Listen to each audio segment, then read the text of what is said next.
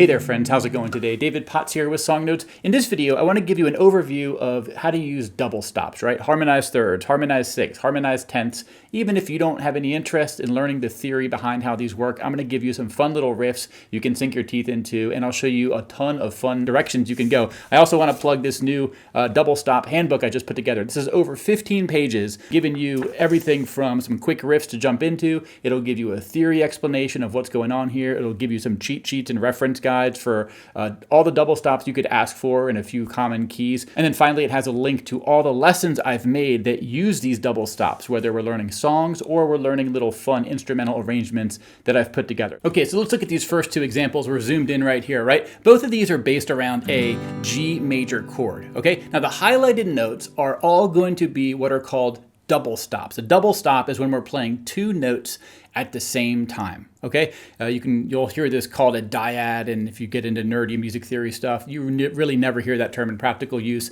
But let's look at this left one here. All we're doing is playing the third and the second string,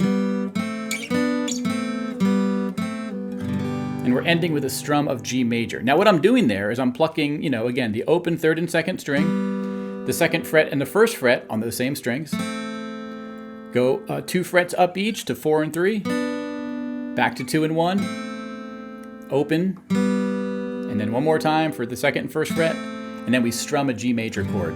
Okay, now you could play with the timing, you could pluck each of those multiple times, but basically this is a fun little introduction to double stops. In this case, these are harmonized thirds over a G major chord, right?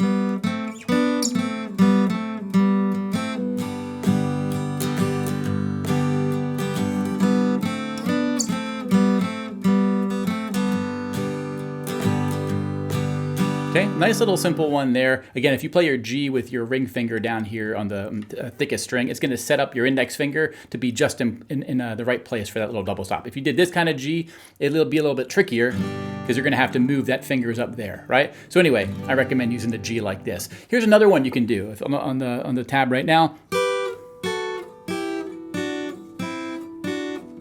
Okay, these are also harmonized thirds in the key of G. Now, all these notes are coming from the G major scale. Again, I'll talk about this later in my handbook if you want to get that. But we're going from 8th to 7th fret, to 7 and 5, to 5 and 3, to 3 and 2, to 1 and 0, back to 3 and 2, and we're going to end with a strum of G. Okay, now you can play each of those just once as I have it tabbed out. You could play them twice if you wanted.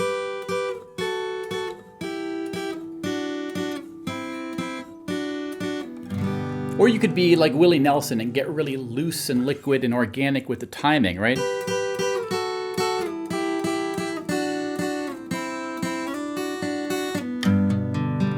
Okay, I'm just playing around, improvising with how I'm picking things there. That's another way to do things, right? So again, these are all double stops. They're coming from the G major scale, which you don't need to worry about, but they're all harmonized thirds. Let me show you a few that use harmonized sixths, right? So check these out on the screen right now. You're gonna see two examples. Both of these are using a bunch of double stops, but notice how they're all separated by one string that we're not playing. So the version on the left here, riff number 1, I'm gonna be doing this finger style, right? We're gonna play the 4th string and 2nd string. So start off playing them both open, then we're gonna go 2nd fret and 1st fret, 4th fret and 3rd fret, back to 2 and 1, and then the open, 2 and 1 again, and end with a G.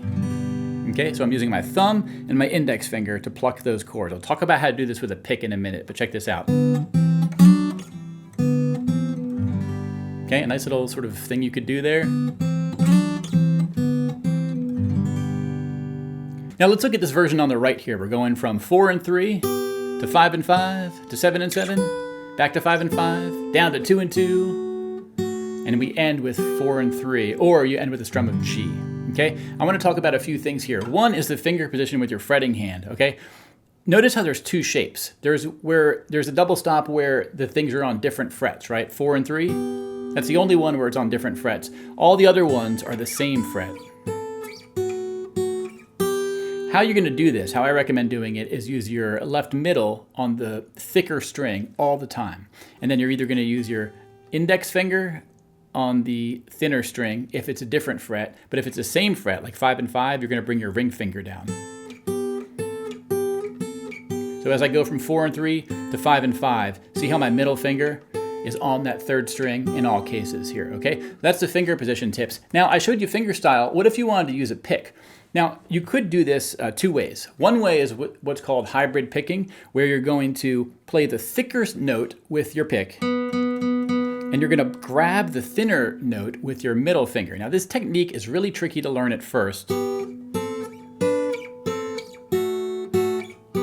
The benefit of doing this is that you are able to use the pick like normal, so to speak, but you have to sort of get used to grabbing strings with your finger. Now, this technique can be really tricky. Another thing that you might find success with is doing the same finger positions I taught you, right? But use your middle finger to sort of mute that second string, and then you're gonna strum all three of the strings used with your pick. And because this finger is muting that second string, the second string is not gonna make a sound, right? It's sort of deadened. So that way, you can sort of not worry about the hybrid picking. You don't have to use finger style, and that's a great way to do it. The only time this won't work is if you're doing open strings. Like in the previous example I showed you, it wouldn't really work for playing open and open in that first part of that little riff there, because you can't mute something if you're not touching the fretboard. Okay, so that's why hybrid picking or finger style might work out. Here's one more fun one with these little harmonized six.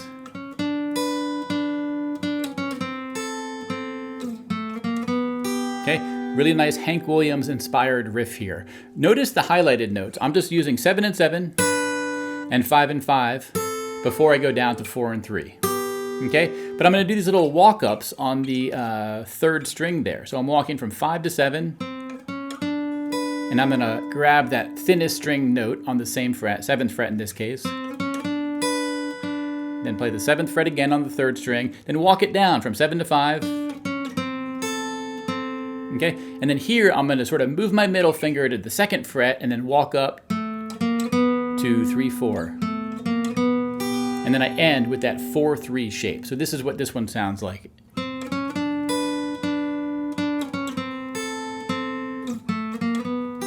Okay, again, a nice little Hank Williams inspired little lick there. All right, so those are a few harmonized sixths examples. In my handbook that I have available, I show tabs for how to play You Are My Sunshine in 2 different keys using harmonized sixths. For example, we could do it in the key of C,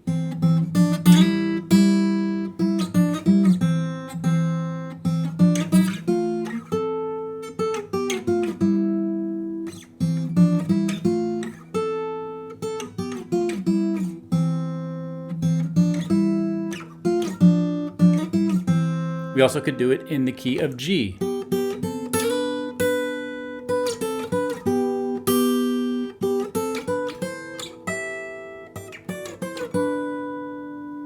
Now, if you look at the tabs for those and you look at the fretboard diagrams that I have written out, you're going to notice that the sort of spatial pattern of these double stops is the exact same in both keys, right? The starting points are different, and actually the strings we use are different, but again, it's like playing chess. You know that the knight in chess can move 2 squares, forward, backwards, left, or right, and then 1 square if you turn 90 degrees, right?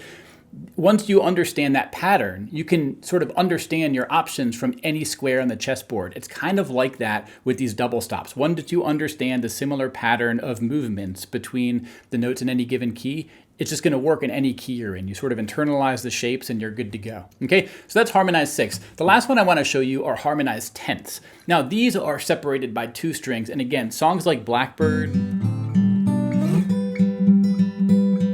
are using these harmonized tenths big times. There's also songs like Joni Mitchell's A Case of You, right?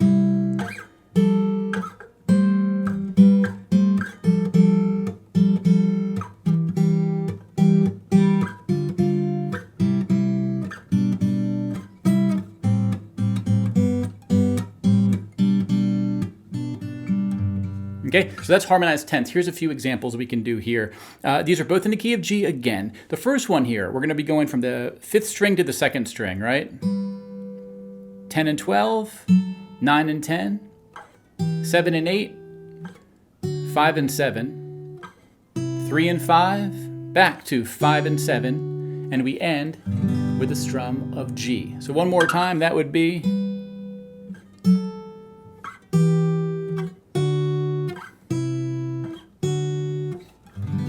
right? You could do all kinds of stuff with the timing, with the picking pattern. You could...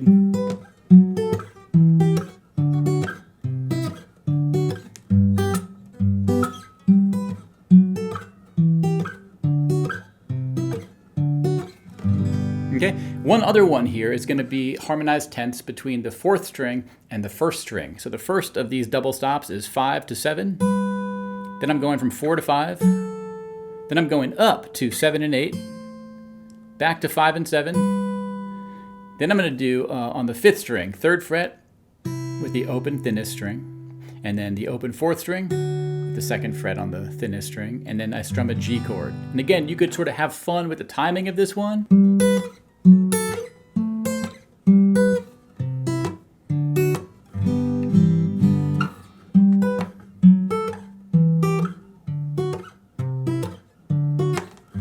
And I'm sort of going back and forth between the two. So those are a bunch of examples of little double stop riffs you can sink your teeth into and have some fun with. All these tabs are in my handbook. They're on page 3. I just want to sort of throw you in and let you have some fun with these before I get into the theory. But again, if you do get the handbook, I'm going to explain how all this is working, right? Where the terms third and sixth and 10th come from. Talk about, you know, how to view these on the sort of fretboard, looking at the different shapes, how we can use color coding. I'll show you these mapped out in a bunch of different keys, so you can just sort of improvise. Again, they're all coming from the scale of whatever key you're in. And then I'll link out to a bunch of the lessons that I've already made for songs and for just instrumental sort of lead guitar kind of inspired stuff that I've done that use these. And you can actually combine these. If you watch my Sloop John B lesson I did just a few weeks ago, I show a sort of instrumental over Sloop John B that uses harmonized thirds and harmonized sixths. I'm sort of going between the two. And the whole reason is I want something that will sound good, that will sort of match the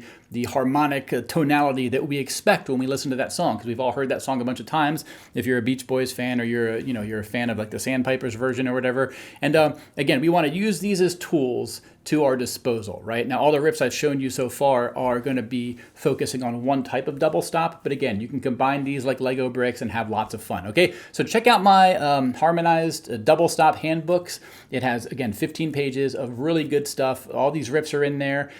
You Are My Sunshine is tabbed out. All the theory stuff is explained, and I'll link out to the other lessons. It's all on my website, songnotes.net. If you've watched this far and you're not a member on my website, you should join, right? There's annual plans where you can save, you save a lot of money, or you can just join for a month. Check it out, see what's available. I have hundreds of PDFs to download. I have a bunch of licensed song sheets as well. You get a 50% discount code if you want to buy any of those. A bunch of bonus videos, a bunch of courses, all kinds of good stuff to help you grow and have fun as a guitar player. All right, so thanks for watching, y'all.